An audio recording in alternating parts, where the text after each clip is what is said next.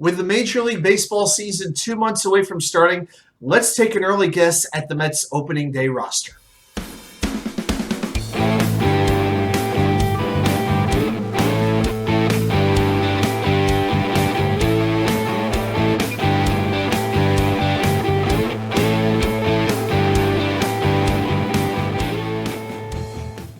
And well, welcome back to New York Sports WickerMedia. I'm Watu-K99. Thank you, as always, for taking the time to watch these videos. If you're new here, welcome aboard. Please like and subscribe. And if you're returning, welcome back. Please like. I appreciate all your support.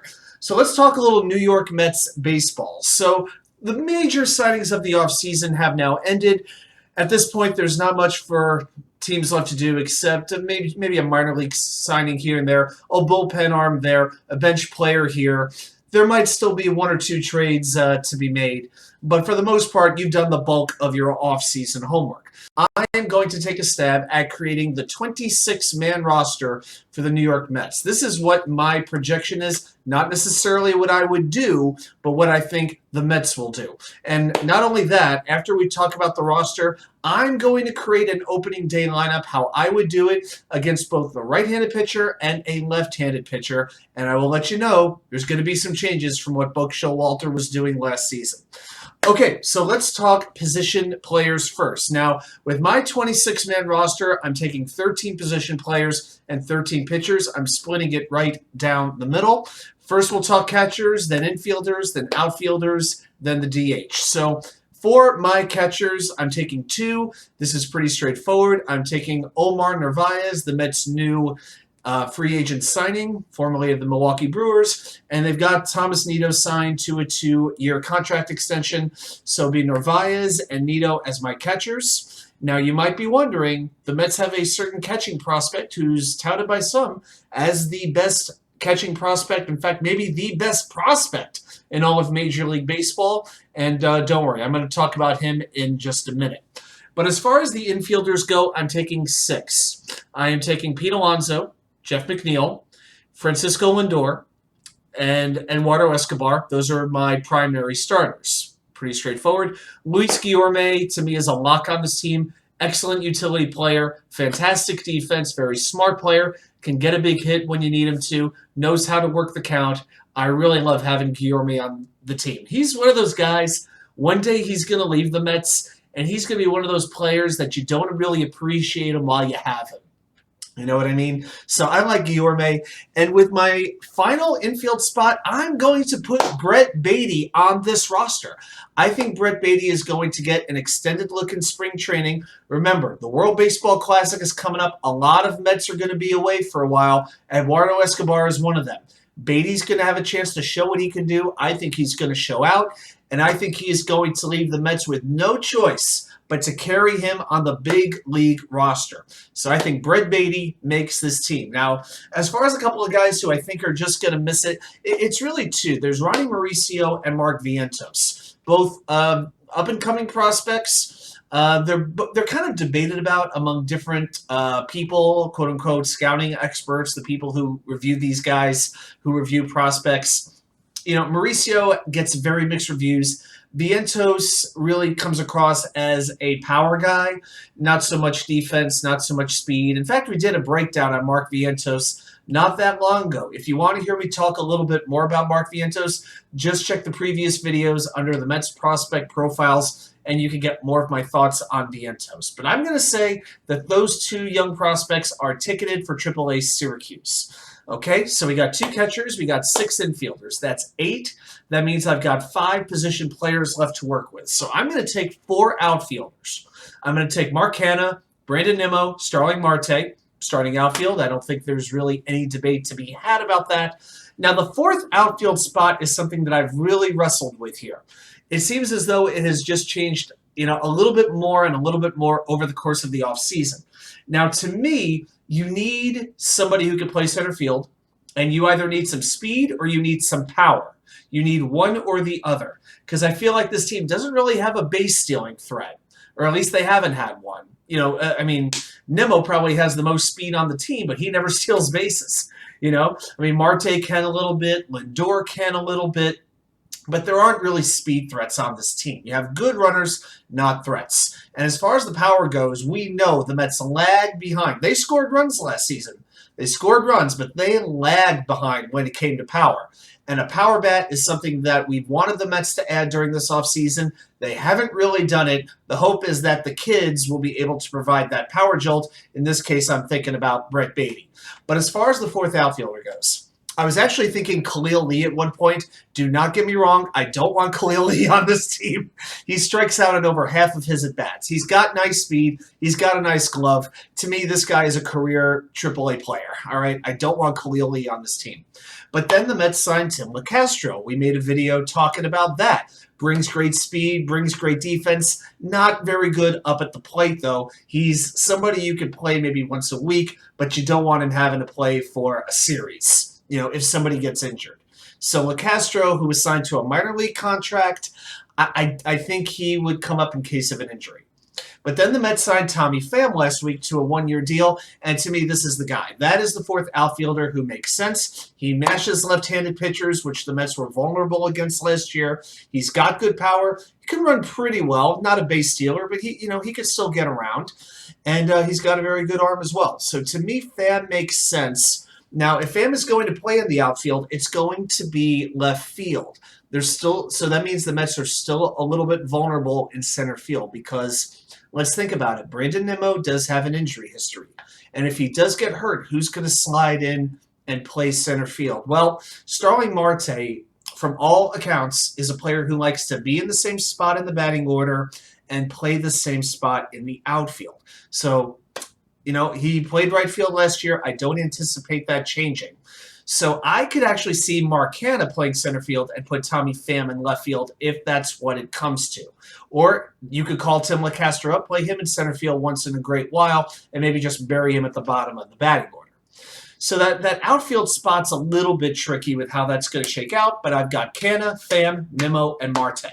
And with my last position player spot, I'm going to add in danielvogelbach. That's who I think, the Mets kept him. They signed him to a contract. I don't like him as a five-hitter, giving petealonso protection. I mean, this is a guy who goes up to the plate trying to walk. Okay, he can't play defense.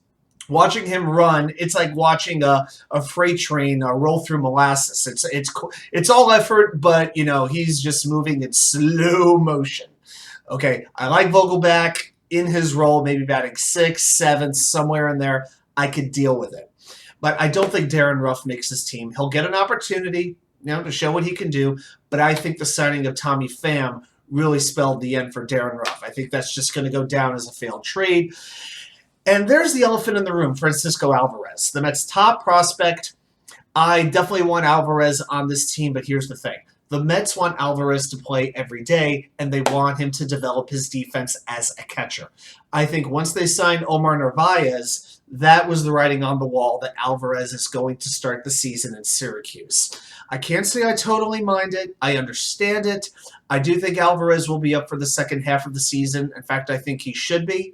But I'm good with him working on his defense for right now because he needs to play every day. I don't want him on the Mets if he's going to, play 2 games a week. To me, it doesn't make sense. So I've got Alvarez starting in Syracuse, and I've got danielvogelbach as the DH, at least against right-handed pitching. Okay, so those are my 13 position players. Now I've got to take 13 pitchers. So my 5 starting pitchers are pretty straightforward. maxscherzer, Justinverlander, Kodaisenga, Jose Quintana, and Carlos Carrasco. Now, there is an argument to be made for David Peterson. You can make a very strong argument that the Mets should go with a 6-man starting rotation. The Mets were actually the first team to use a 5-man starting rotation back in the late 60s with Gil Hodges when they added Jim McAndrew into the rotation. Up until then, it was only a 4-man pitching rotation. Just a little trivia note for you. I could see that working because you have primarily an old rotation. These pitchers are basically all in their 30s. And to me, it kind of makes sense to put Peterson in there and save these guys' arms for later in the season because you need them fresh for September and October. We saw that was not the case last season. So I think there's an argument to be made for that. I don't think it's going to happen. I think Peterson starts the year in Syracuse. I don't want him in the bullpen by any stretch. Okay, Peterson needs to be a starter, whether it's in New York or whether it's in Syracuse. Flushing or Syracuse, let's put it that way. Okay, so I'm going with a 5-man starting rotation.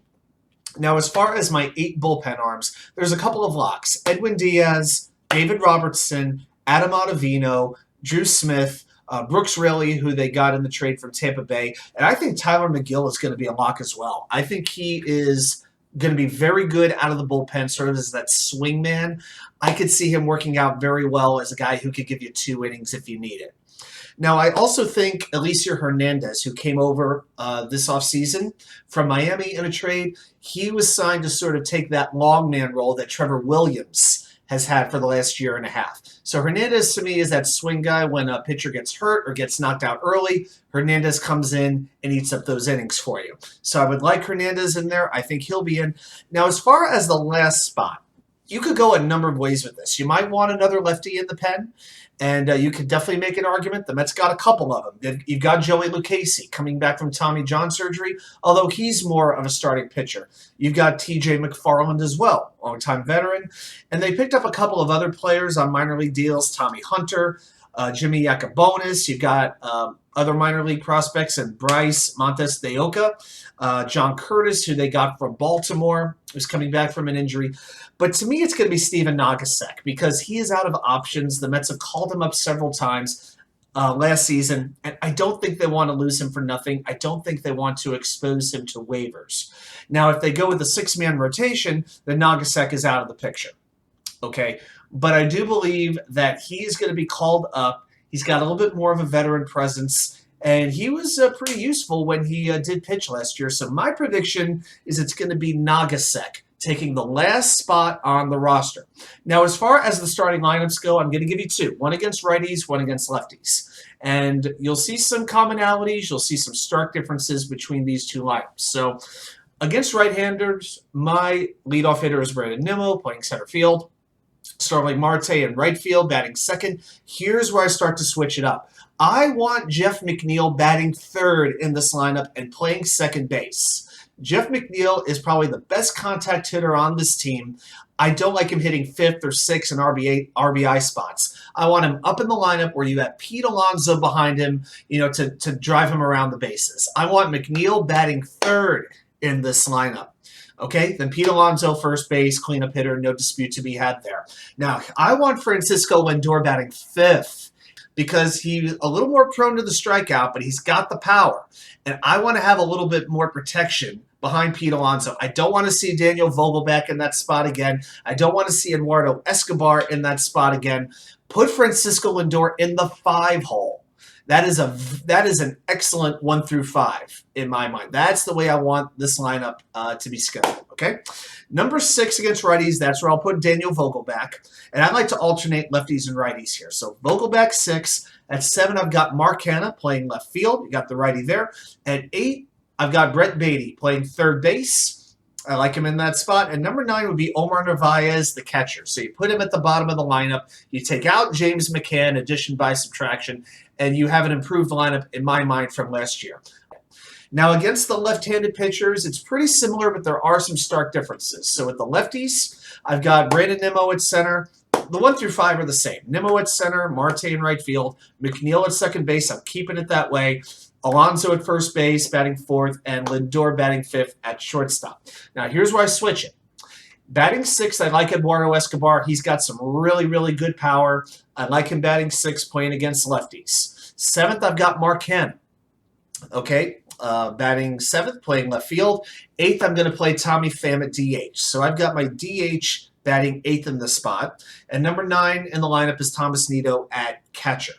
Okay, so in that case, you've only got 2 left-handed batters against these lefties pitchers, and they're batting 1st and 3rd, and they're 2 of the best on-base players on the team in Nimmo and McNeil. So that is my roster. That is my lineup as of January 24th. So I want to hear your comments. Let me know what you think of the roster. Would you take anybody out? Would you put anybody in?